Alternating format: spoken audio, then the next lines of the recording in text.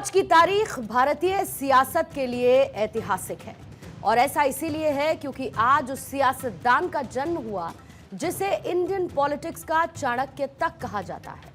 हम बात कर रहे हैं केंद्रीय गृह मंत्री अमित शाह की, जिन्हें आज दुनिया जहां से जन्मदिन की शुभकामनाएं आ रही हैं। किस तरीके से इस चाणक्य ने बीजेपी के लिए जीत का वो फॉर्मूला बनाया जिससे आज भी केसरिया दल अजय बना हुआ है, हमारी इस रिपोर्ट के जरिए आपको दिखाते हैं।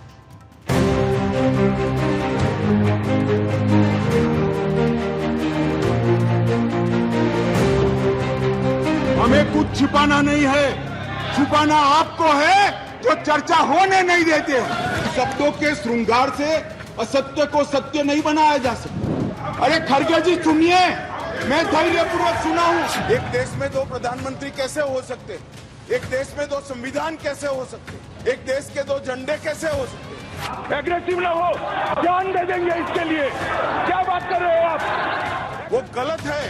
नहीं, मैं कभी किसी को नहीं डांटता हूं। मेरी आवाज जरा ऊंचा है, एक मेरी मैन्युफैक्चरिंग डिफेक्ट है।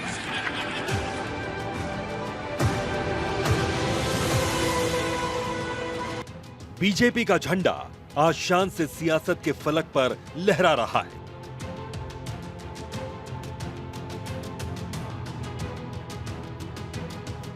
देश के कई राज्यों पर केसरिया रंग चढ़ा हुआ है। आज पार्टी के कार्यकर्ता गर्व से बोलते हैं कि हम उस पार्टी को बिलोंग करते हैं जो दुनिया की सबसे बड़ी पार्टी होने का तमगा रखती है।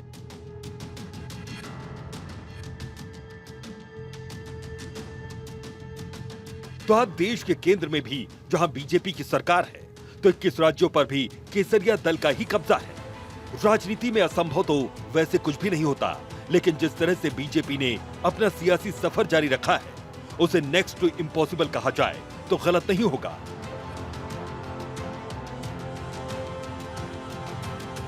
लेकिन जब बात इस करिश्मे की आती है, कैसे हुआ यह चमत्कार, जब यह सवाल पूछा जाता है, तो दो ऐसे नाम हर किसी की जुबान पर होते हैं जिनकी जोड़ी को बीजेपी के लिए वरदान तक माना जाता है।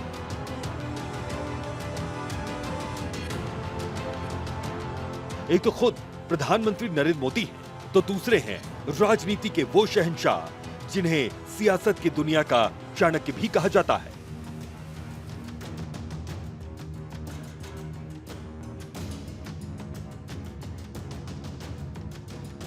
मुझे गर्व है मेरी पार्टी की सरकारें कन्वर्जन पर कानून लाती माने, और सबको अपना धर्म का अनुसरण करने का अधिकार है।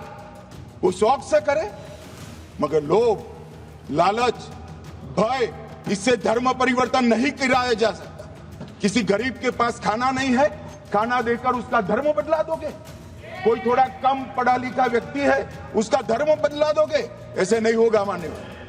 भाई और बहनों, देश भर के मठ मंदिर और सबकी संपत्ति पर जो नजर है, वो पैसा कहां जाना वाला है।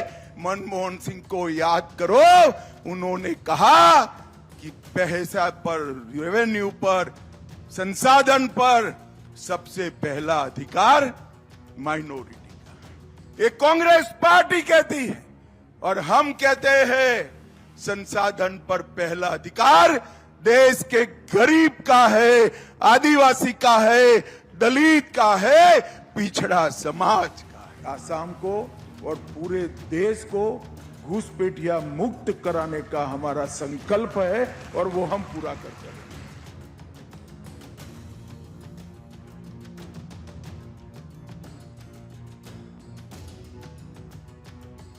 राजनीति के किताब के पन्नों को जब जब पलटा जाएगा, तब तब एक नाम का जिक्र, उनकी रणनीति, उनकी राजनीतिक दूरदर्शी सोच का जिक्र होगा।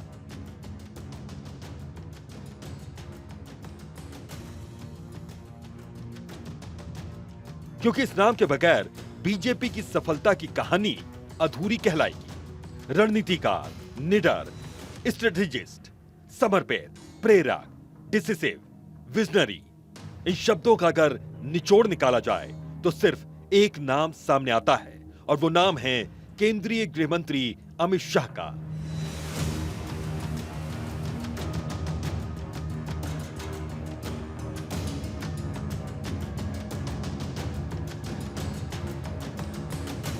जिनका जीवन ही एक प्रेरणा है, जिनका संघर्ष हर किसी के लिए एक नजीर है, तो उनकी रणनीति के चलते बीजेपी की सफलता की कहानी ये बताने वाली भी है कि जब कोई शिद्दत के साथ सियासत को समझता है तो अपनी पार्टी के लिए संपूर्ण समर्पण करता है।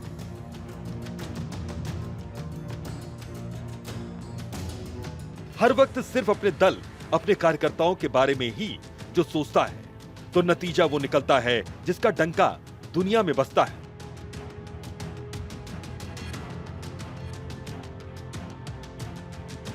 आज अमित शाह का जन्मदिन है तो देश भर से उनके लिए शुभकामनाओं का दौर जारी है। खुद प्रधानमंत्री नरेंद्र मोदी ने अमित शाह के लिए वो भावनापूर्ण पोस्ट की जिसके हर शब्द में शाह के प्रति स्नेह है, उनके प्रति लगाव है और वो सम्मान भी है जिसने प्रधानमंत्री मोदी को अमित शाह के साथ एक मजबूत डोर से बांध रखा है। पीएम मोदी ने एक्स पर पोस्ट करते हुए अमित शाह को किस तरह से बधाई दी ये भी आपको बताते हैं। पीएम मोदी ने लिखा, गृह मंत्री अमित शाह को जन्मदिन की बहुत बहुत शुभकामनाएं। उन्हें अपने समर्पण और मेहनती स्वभाव के लिए व्यापक रूप से प्रशंसा मिली है। उन्होंने भारत की आंतरिक सुरक्षा व्यवस्था को मजबूत करने और हर भारतीय को सुरक्षा और गरिमा के साथ जीवन जीने का अवसर देने के लिए सराहनीय प्रयास किए हैं। मैं उनके दीर्घ और स्वस्थ जीवन की प्रार्थना करता हूं।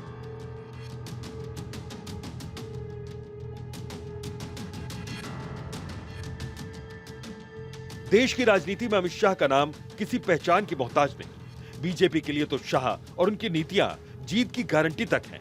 और ऐसे में आज जब बीजेपी के चाणक्य का जन्मदिन है तो पूरी बीजेपी की तरफ से एक सुर से उन्हें बधाई दी जा रही है।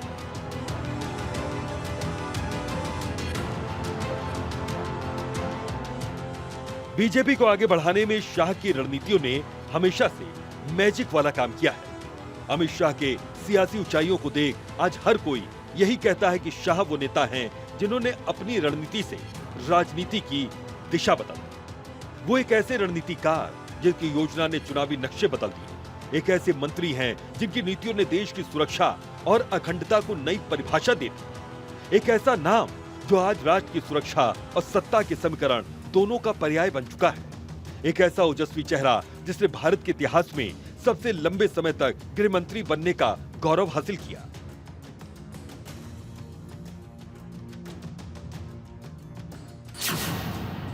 गुजरात परिवार में अमित शाह का जन्म हुआ था। 16 साल की उम्र तक शाह अपने पैतृक गांव मानसा गुजरात में ही रहे, जहां प्रारंभिक शिक्षा हासिल करने के दौरान राष्ट्र प्रेमियों की जीवनी पढ़ने के बाद शाह के मन में राष्ट्र प्रेम और राष्ट्रभक्ति की भावना पैदा हुई। इमरजेंसी के दौर में जब देश में 1977 के आम चुनाव हो रहे थे तब अमित शाह महज 13 साल के थे। शाह का दिल हमेशा राष्ट्र सेवा के लिए धड़कता रहा। आरएसएस से जुड़ाव और फिर एबीवीपी के जरिए राजनीति की शुरुआत हुई और आज अमित शाह की सियासत में उस शिखर पर हैं जहां पहुंचना आसान नहीं।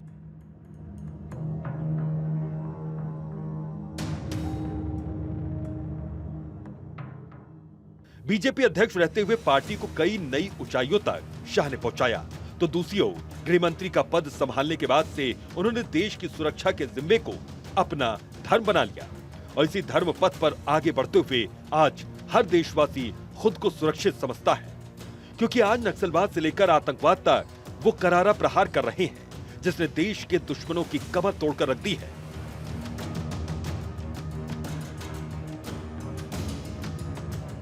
राष्ट्रीय सुरक्षा या सार्वजनिक स्वास्थ्य के लिए खतरा पाया जाएगा उसको प्रवेश की अनुमति नहीं दी जाएगी। माननीय देश धर्मशाला नहीं है, जो चाहे जिस उद्देश्य से चाहे यहां आकर रह जाएगा, ऐसा नहीं होगा।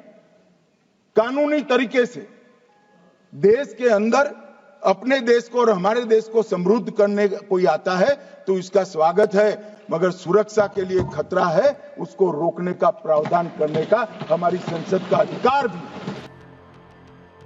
जब नरेंद्र मोदी से अमित शाह की पहली बार मुलाकात हुई और उसके बाद शाह और मोदी ने कभी पीछे नहीं मुड़कर देखा, फिर चाहे वो गुजरात हो या फिर दिल्ली, बीजेपी के लिए शाह कैसे गेम चेंजर साबित हुए हैं, इसको अगर समझना है तो आपको साल 2014 लोकसभा चुनाव में बीजेपी को मिली उस ऐतिहासिक जीत का एनालिसिस करना होगा, जिसके बाद बीजेपी ने कभी पीछे मुड़कर नहीं देखा।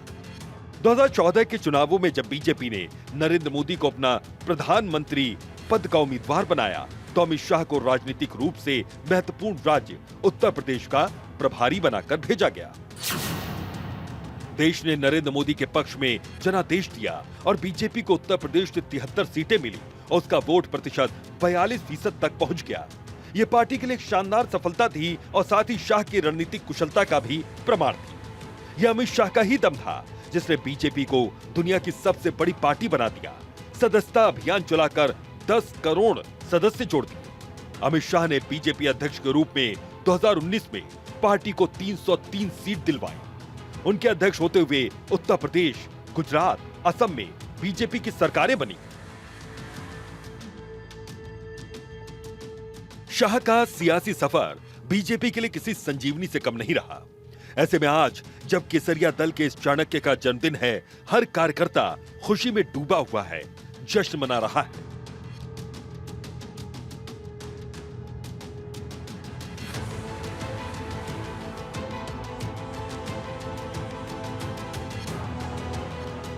आज जब वो दिन है जब हर कोई यही कह रहा है हैप्पी बर्थडे अमित शाह, तो आज के दिन उन फैसलों का भी जिक्र होना जरूरी है जो भारत जैसे देश में दिखते तो इम्पॉसिबल थे, लेकिन शाह ने बता दिया उनका काम ही है इम्पॉसिबल को आई एम पॉसिबल बनाना।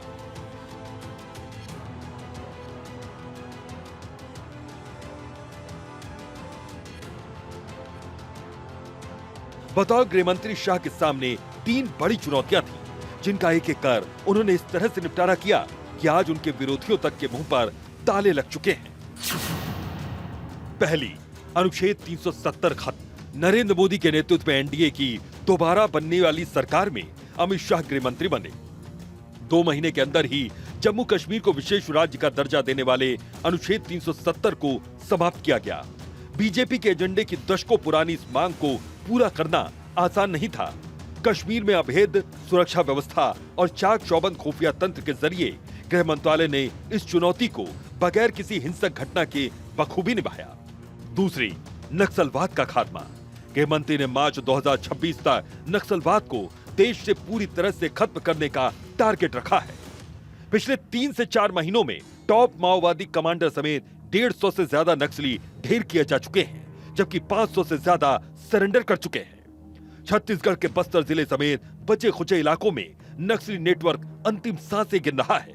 तीसरा, पूर्वोत्तर में उग्रवाद के अंत का लक्ष्य। पूर्वोत्तर में उग्रवाद को खत्म करने के लिए शांति समझौते और विकास की दोहरी रणनीति सफल होती दिख रही है। एक दशक में 10,500 से ज्यादा उग्रवादी हथियार डाल चुके हैं। साल 2019 से अब तक 12 शांति समझौते उग्रवादी संगठनों से किए जा चुके हैं।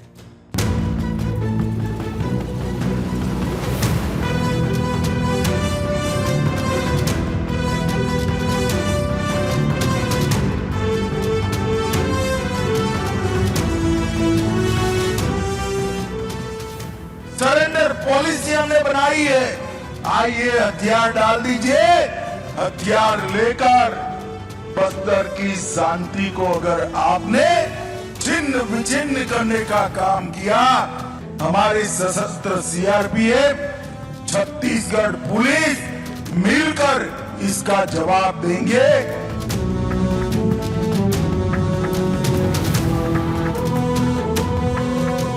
31/3/2026 ये तिथि तय है नक्सलवाद को देश की भूमि पर से विदाई देने के लिए। गृह मंत्री और भारतीय राजनीति के चाणक्य अमित शाह सिर्फ एक कुशल प्रशासक नहीं, बल्कि 21वीं सदी के भारत की संरचना के शिल्पकार के रूप में उभरे हैं। और अमित शाह की एक और खासियत है जो उन्हें और राजनेताओं से अलग बनाती है, और वो है let your action speak. Bureau report, Bharat 24।